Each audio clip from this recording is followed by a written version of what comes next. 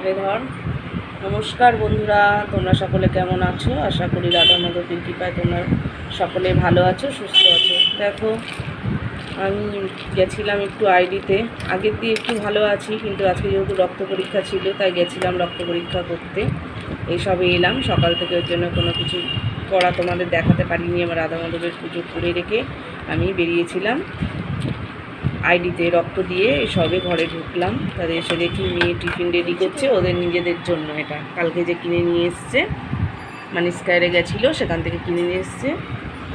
Colouring কত সুন্দর, ring ring দেখতে ভালো লাগছে বেশ। সেই যেমন ছোটোবেলায় সেই পাঁপড় খেতাম, ভেন্ডি ভাজা, কালারিং নানান রকমের কালারের, সেই ওরকমই লাগছে।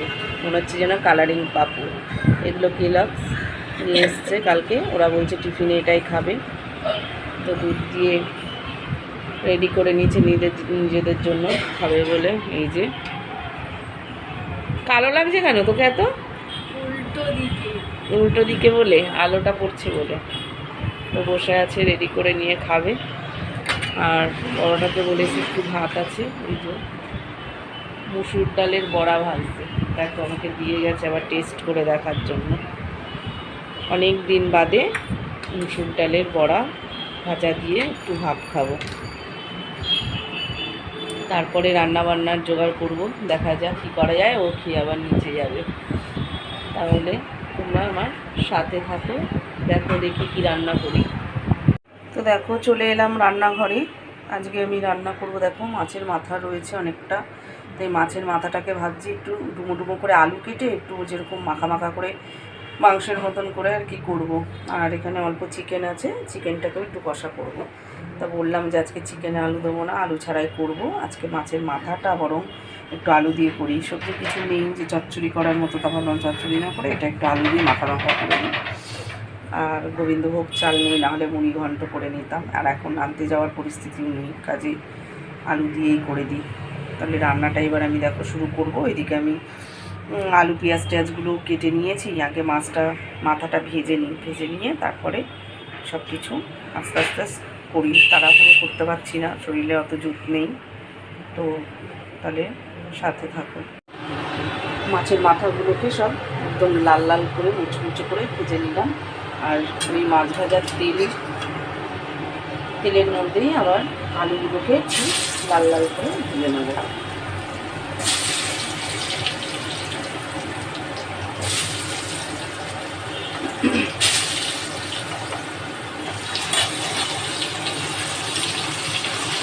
বেশি তরিজিট করে রান্না করব না, ওই কোনোরকম করবো। এর মধ্যেই সস দিয়ে দেবো। এদিকে নুনটা কী হয়েছে কী জানি, জ্বলছে না, মানে জ্বলছে একদম টিম টিম করে আগুন হচ্ছে। এই কদিন আগে ওই বার্নারটা চেঞ্জ হলো, আবার কি হলো কে জানে। তো এখন এই ছোটোটা করে আমাকে রান্না করতে হচ্ছে ওই পাশে। আর মোবাইলের স্ট্যান্ডটাও এমন জায়গায় আছে, যদি দিই তো চট চট করে গিয়ে কড়াইয়ের মধ্যে তুলে পড়ে কি, সেই ভয়টা লাগাচ্ছি না। তো এখন এই ওভেনটা উনুনটা যে কী হয়েছে এখন যদি না দেখে তা ওইদিকে রান্না করা যাবে না, একদম আঁচ নেই। এই ছোটোটার মধ্যেই বসিয়েছি, একটা একটা করে হচ্ছে, ভাত হয়ে গেছে। তারপরে মাথাগুলোকে ভেজে নিলাম মাছের। এখন এই আলুটা বসিয়ে দিয়েছি, আলুটাকে ভাজবো না, হালকা লাল লাল করে। তারপরে এই হলুদ দিয়ে দেবো একটু, দিয়ে আর পেঁয়াজ কষিয়ে এর মধ্যেই মাথা টাথা দিয়ে একেবারে কষে নেব। আর অত পদে পদে একটু একটু করে করবো না, ভেজে ভেজে তুলে গুছিয়ে করতে গেলে এখন সময় ব্যাপার। আর অতক্ষণ দাঁড়াতে পারছি না, কোমরের যন্ত্রণায় আর পাচ্ছি না। বেশিক্ষণ দাঁড়ালে যদি আবার যন্ত্রণাটা ফিরে আসে, সেই ভয়টা আর দাঁড়াতে চাইছি না বেশিক্ষণ। ওর জন্য কোনোরকমভাবে এইভাবেই করে নেব এখন। যাকে বলে এই একসাথে খিচুড়ি পাকানোর মতন রান্না, একেবারে এই আলুর মধ্যেই সমস্তটা মশলাপাতি সব ঢুকে দেবো। দেখো, অল্প পরিমাণে একটু নুন দিয়ে দিই। হাতে ধরে করছি ক্যামেরা, আর কি করবো। একটু সামান্য একটু হলুদ দিয়ে দিলাম। এটাকে একটু নেড়ে চেড়ে নিয়ে, তেলটা যেহেতু পুরো গরম, মাছের মাছ ভাজা হয়েছিল, মাছের মাথাটা ভাজা হয়েছে, দেখো একদম লাল লাল মুচমুচে ভাজা, দেখে মনে হচ্ছে গরম ভাতের সাথে খেলে খুব ভালো লাগতো মুচমুচে ভাজা। তা যাই হোক, আলুটা আমার তেল গরম ছিল বলে আলুটা আমার লাল লাল হয়ে গেছে। ওর মধ্যে আমি নুন হলুদ একটু দিয়ে দিলাম, এরপর একটু পেঁয়াজ দিয়ে দিলাম, একটু বেশি করে পেঁয়াজটা দিলাম, তাই এটা একটু মাখা মাখা টাইপের হবে।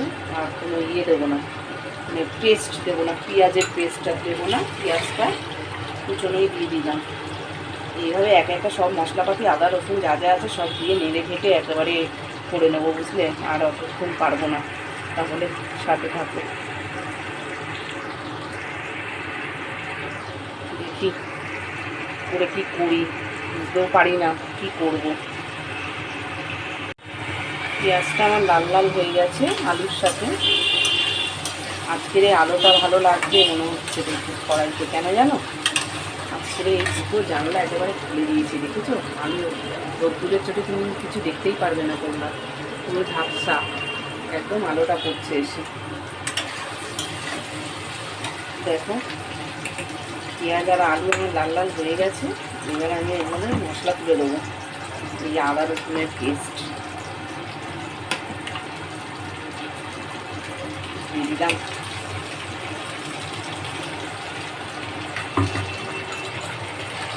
আদা রসুনের পেস্ট দিয়ে দিলাম, লঙ্কার গুঁড়ো দিয়ে দেবো একটু,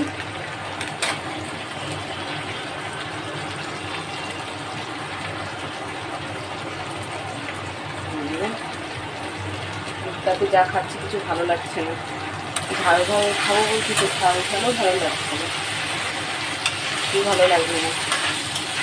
এই মেথি নিয়ে এই জ্বর ভাব নিয়ে ডালের বড়া ভেজে দিলে, মুসুর ডালের বড়া পা দিয়ে একটু পান্তা ভাত খেয়ে নিলাম, যা হয় হবে, মুখে তো খেতে ভালোই লাগলো।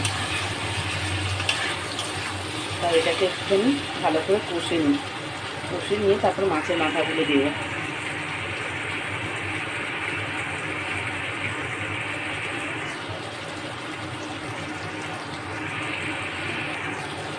ফ্রিজে একটু টমেটো পেস্ট ছিল, আর ভাবছি এর থেকে 1 চামচ টমেটো পেস্ট দিয়ে দিই। এমনি তো বুঝতে পারছো অত রয়ে রান্না করছি না, কোনো রকমভাবে একটু খেতে দিচ্ছি। তখন রয়েছে যখন টমেটো পেস্ট, ভাবলাম একটু দিয়ে নেড়েই নিই।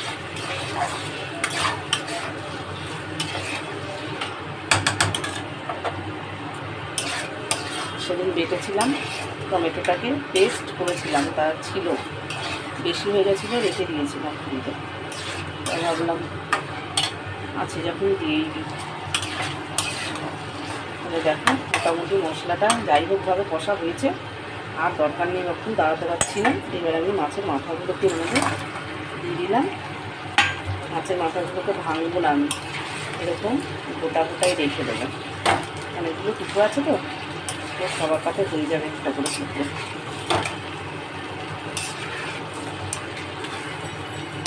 খাবো তো মতো 4 জন লোক,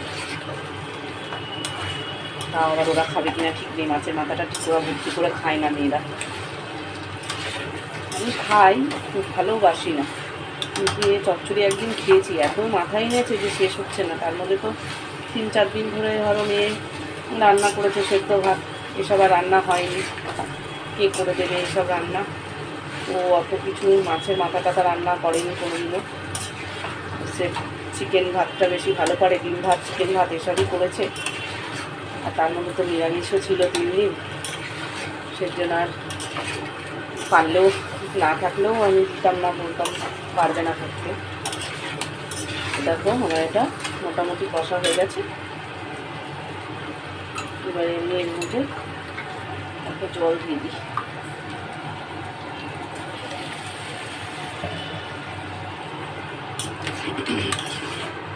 অল্প জল দিয়ে আর একটু নেড়ে ছেড়ে তারপরে এটাকে আমি একটু কষতে নিয়েছি। এবার জল দিয়ে দেবো, বুঝলে? ফোনটা আমি আর ধরে রাখছি না, ফোনটা তবে রাখছি, জল দিয়ে একে এবার চাপা দিয়ে দিই আমি। যতক্ষণ মাছের মাথাটা হচ্ছে ততক্ষণ আমি চট করে দেখো এর মধ্যে একটুখানি চিকেনের মধ্যে একটু নুন হলুদ আর একটু টক দই দিয়েছি, এটাকে একটু ম্যারিনেট করে রেখে দিই। ওটা হতে হতে এটা ম্যারিনেট করে রাখলে এটা একটুখানি সফট হয়ে যাবে। চিকেনটা ছিল ফ্রিজে একটু দই, তা ভাবলাম তাহলে এটা একটু ম্যারিনেট করে রাখি।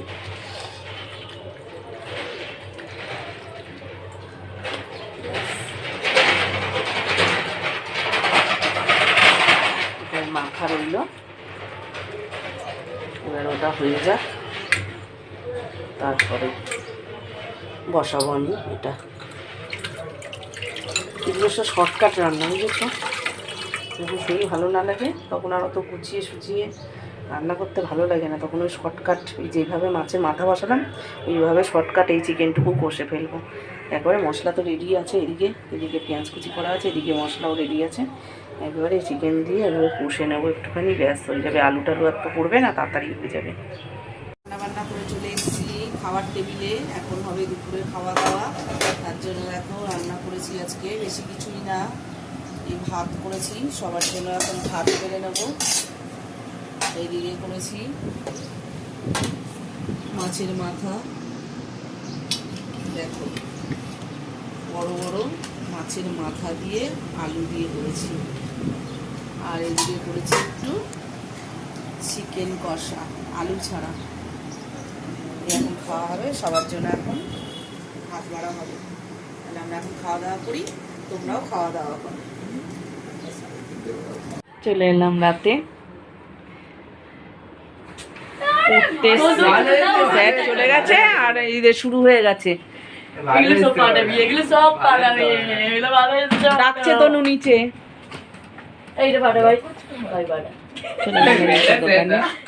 এই পড়াশোনার কোনো নামগন্ধ নেই, এই স্যার চলে গেছে আর এদিকে শুরু হয়ে গেছে, শুরু হয়ে গেছে। কি ফট ভালো আসছে ছবি, চলে গেছে পড়িয়ে। এখন এরা একটু ঠাট্টা করছে, ফটো তুলছে, সেলফি তুলছে। তো এদেরকে দেখলে হবে না, আমাকে এখন করতে হবে রুটি। চলো তাহলে যাই ওই ঘরে করতে রুটি।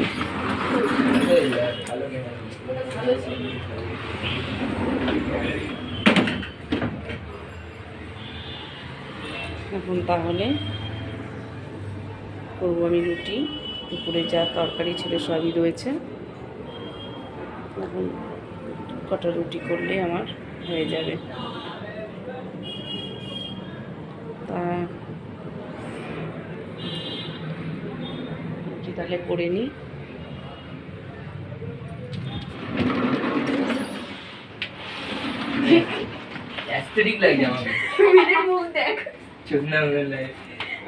ভিডিওটা তাহলে এখানে শেষ করছি, আবার কালকে তোমাদের সাথে দেখা হবে, কথা হবে। টাটা করে দে, শুভরাত্রি, সবাই ভালো থেকো, সুস্থ থেকো।